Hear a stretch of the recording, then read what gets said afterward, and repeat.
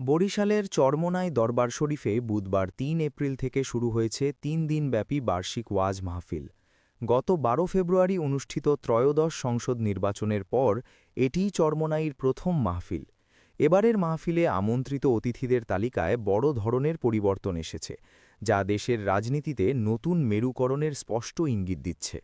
মাহফিলের সময়সূচি ও আনুষ্ঠানিকতা শুরু বুধবার জোহরের নামাজের পর পীর সাহেব সৈয়দ মুহাম্মদ রেজাউল করিমের উদ্বোধনী বয়ানের মাধ্যমে মাহফিল শুরু হয়।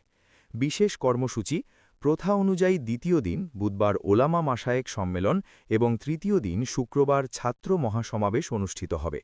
সমাপ্তি শনিবার সকালে আখেরি মোনাজাতের মাধ্যমে মাহফিল শেষ হবে।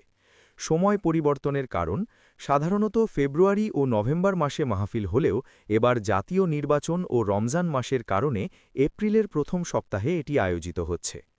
রাজনীতির নতুন মেরুকরণ এনসিপির সরব উপস্থিতি।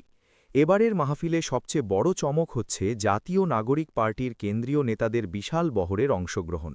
অতিথি এনসিপি মুখপাত্র আসিফ মাহমুদ সজীব ভুইয়া, মুখ্য সংগঠক শারজিস আলম এবং সারোয়ার তুষার সহ দলটির শীর্ষ নেতারা বৃহস্পতিবার ওলামা মাশায়েখ সমাবেশে বক্তব্য দেবেন।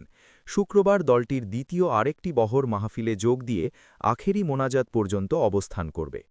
দূরত্ব বেড়েছে জামায়াতে ইসলামী ও বিএনপির সাথে। নির্বাচন পরবর্তী পরিস্থিতিতে চরমোনাই মাহফিলে জামায়াতে ইসলামী ও বিএনপির উপস্থিতিতে ভাটা পড়েছে। জামায়াতে ইসলামী ২০২৪ সালের আগস্টের গণ অভ্যুত্থানের পর দুই দলের দূরত্ব কমলেও ত্রয়োদশ সংসদ নির্বাচনে আসন ভাগাভাগি নিয়ে বিরোধ ফের চাঙা হয়েছে। ফলে এবার জামায়াত নেতাদের আমন্ত্রণ জানানো হয়নি। ইসলামী আন্দোলনের পক্ষ থেকে জানানো হয়েছে রাজনৈতিক মতাদর্শগত পার্থক্যের কারণে তাদের এড়িয়ে যাওয়া হয়েছে। বিএনপি জানা গেছে প্রধানমন্ত্রী তারেক রহমান মাহফিলে অংশ নিতে আগ্রহী ছিলেন, কিন্তু পীর পরিবারের পক্ষ থেকে নিরাপত্তা ও সাধারণ মুসল্লিদের হয়রানির আশঙ্কায় এতে সায় দেওয়া হয়নি। মূলত রাষ্ট্রের গুরুত্বপূর্ণ ব্যক্তিদের উপস্থিতিতে কঠোর নিরাপত্তা ব্যবস্থা সাধারণ মানুষের ইবাদতে বিঘ্ন ঘটাতে পারে, এই যুক্তিতে মাহফিল কর্তৃপক্ষ অনাগ্রহ দেখিয়েছে। রাজনৈতিক গুরুত্ব ও প্রেক্ষাপট চরমোনাই মাহফিল মূলত একটি ধর্মীয় সমাবেশ হলেও এর রাজনৈতিক তাৎপর্য অপরিসীম। পীর পরিবার নিয়ন্ত্রিত ইসলামী আন্দোলন বাংলাদেশ বর্তমানে দেশের অন্যতম প্রধান ধর্মভিত্তিক রাজনৈতিক শক্তি। এর আগে ২০২৩ সালে বিএনপির উচ্চ পর্যায়ের প্রতিনিধি দল এবং গত বছর জামায়াতের আমির ডাক্তার শফিকুর রহমান মাহফিলে যোগ দিয়েছিলেন। এমনকি বর্তমান তথ্যমন্ত্রী জহিরুদ্দিন স্বপনও অতীতে বিএনপির প্রতিনিধি হয়ে সেখানে গিয়েছেন।